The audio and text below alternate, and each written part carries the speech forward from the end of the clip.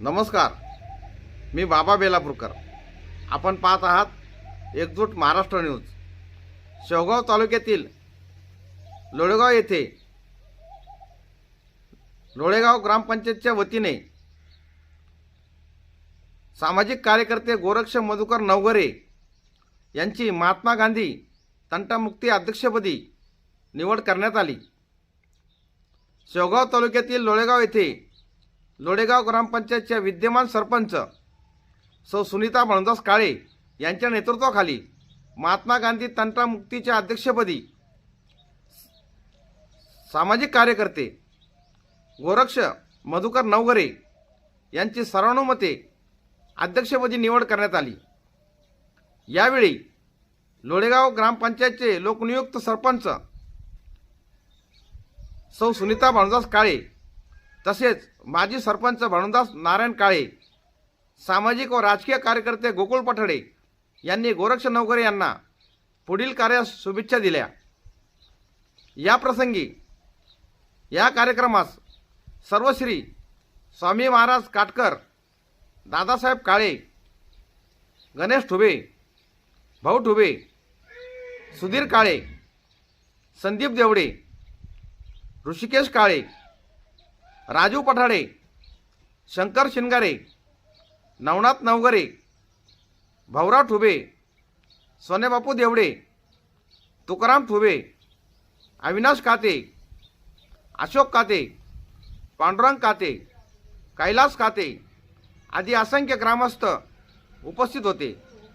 आम्ही एकजूट न्यूजतर्फे ग्राउंड रिपोर्टरवर गेला असता लोळेगाव येथे नवयुक्त अध्यक्ष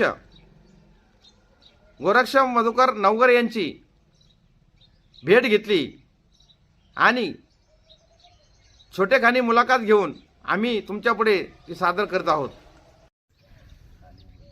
आज आपण शेवगाव तालुक्यातील लोळेगाव येथे आलेलो आहोत.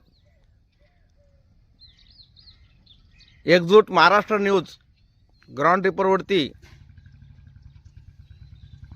लोळेगाव येथे आपण उपस्थित झालेलो आहोत.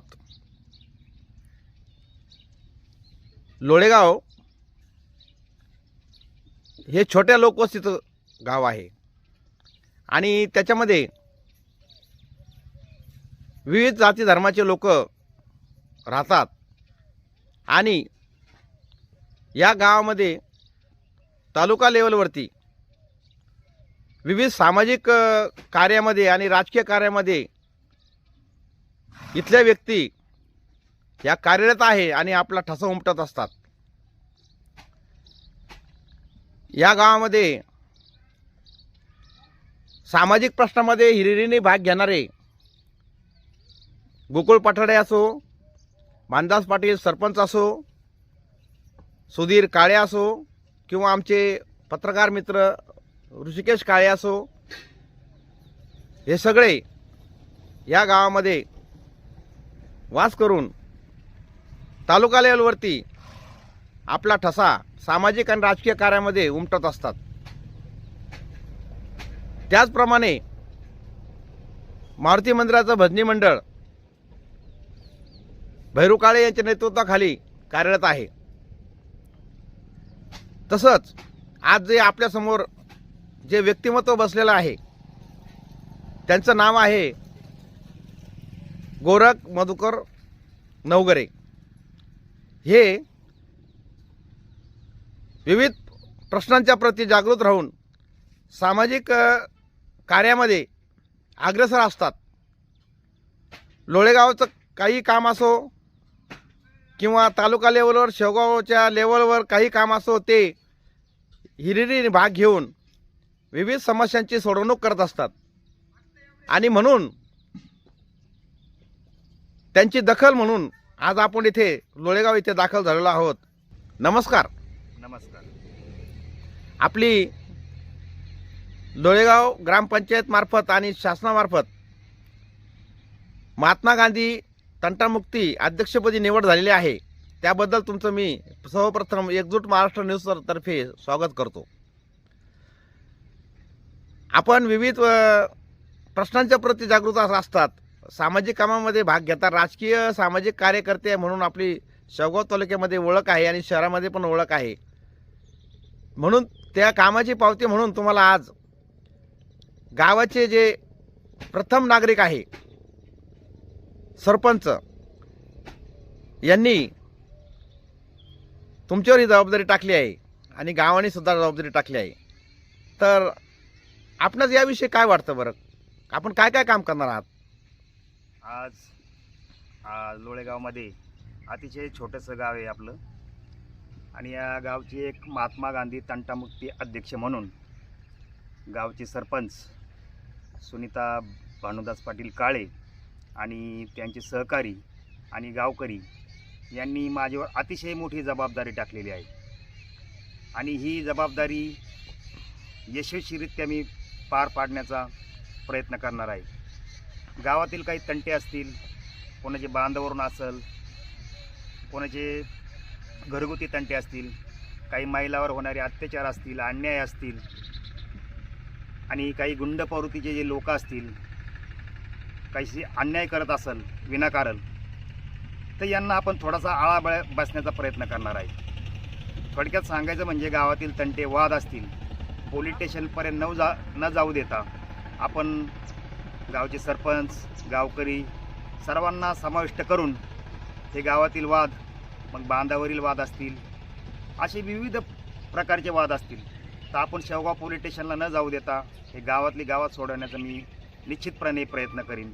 कारण गावानी आणि सरपंचांनी माझ्यावर जी जबाबदारी टाकलेली आहे त्याला मी कुठं तडा जाऊ देणार नाही. बर. आणि प्रश्न असा आहे, महिलांचा प्रश्न असा आहे का, काही मी असं ऐकलंय का तुम्ही याच्या अगोदर तुमच्याकडे पद नसताना सुद्धा काही सासरी दुखावलेल्या महिला माहेरी आल्या आणि तुम्ही मध्यस्थी करून त्यांना त्यांच्या पुन्हा संसारामध्ये नेऊन घातलेलं आहे, असं मी ऐकवत आहे माझ्या, आणि तुम्ही ते कार्य केलेलं आहे. तर इथून पुढं महिलांच्या प्रती आणि त्यांच्या प्रती आपलं काय योगदान राहणार आहे?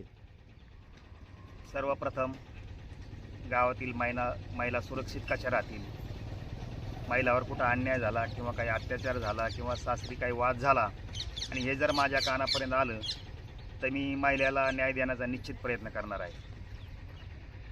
आपल्या लोळेगावमधील जे युवक आहे त्या युवकांना आपण काय संदेश देऊ इच्छितात, सामाजिक आणि राजकीय माध्यमातून? का त्यांनी काय कार्य करावे, रोजंदारी कमवत असताना, शेती करत असताना त्यांनी एक समाजाचं देणं म्हणून त्यांनी काय योगदान द्यावं युवकांनी, असं आपण काय म्हणू इच्छिता त्यांना? गावातील युवक तर आमचे तसे चांगलेच आहेत, तर सर्वांना एक माझी विनंती आहे युवकांना, आपण आपलं काही कामधंदा असेल, मग काही शेवगावला कामानिमित्त जातात, काही जे धंदे आहेत, आणि युवक आमच्या गावातील तर चांगलेच आहेत, तर युवकांना एवढाच संदेश द्यायचा आहे की गावात कुठं वाद आणि शांतता सुव्यवस्था बिघडणार नाही याची दखल युवक घेतील, आणि आमचे युवक तसे चांगलेच आहेत. उन्हाळ्यामध्ये लोळेगाव परिसरात शेतीला पाणी थोडं कमी पडतं, विहिरींना पाणी कमी पडतं, ती एक मोठी समस्या आहे शेतकऱ्यांची, आणि शेतकरी वर्ग मोठा आहे लोळेगावमध्ये. तर याविषयी आपण काय कार्य करू शकता? उन्हाळ्यामध्ये जर पाणी समजा आपल्याला कमी पडतं, हा मुद्दा तुम्ही उपस्थित केला आणि हा बरोबर आहे. तर आपण ज्यावेळेस उन्हाळ्यामध्ये आपण पाणी जर कमी पडतं, आपण विविध ठिकाणी असे चर काढण्याचा प्रयत्न करणार आहे, आणि हे गावातले गावकरी असतील, गावच्या सहभागातून, सरपंचच्या माध्यमातून, गावाचं सहकार्य, श्रमदान, याच्यातून आपण असे छोटे छोटे खड्डे चर काढून त्याच्यात पाणी जास्तीत जास्त कसं साठवण आणि नंतर आपल्याला ते कसं उपयोगात येईल यासाठी आपण निश्चित प्रयत्न करणार आहे. सरपंचांनी इथं आपल्या लोळेगावमध्ये पिण्याच्या पाण्यासाठी काय व्यवस्था केली आहे, म्हणजे स्वतःच्या माध्यमातून व्यवस्था काय केली आहे? प्रश्न असा आहे, आपल्याला जायकवाडीचं पाणी आहे, पण काही कारणास्तव कधी येतं कधी नाही येत, कधी पाईपलाईन तुटती फुटती, तर गावचे सरपंच सौ सुनीता भानुदासजी काळे यांनी स्वतःच्या कष्टातून म्हणा किंवा स्वतःच्या प्रयत्नातून वैयक्तिकरित्या त्यांच्या जागेमध्ये एक बोरवेल मारला. त्या बोरवेलला पाणी पण लागलं, त्याच्यात आपण पंप पण टाकला आणि गावाला जी अडचण होती, समजा जायकवाडीतून पाणी नाही आलं, कुठं पाईपलाईन लिकेज झाली वगैरे, तर आपण तशी पर्यायी व्यवस्था पण आपण गावामध्ये करून ठेवलेली आहे. ज्याला लागल ते माणसं येऊन तिथून पाणी भरून घेऊन जातात.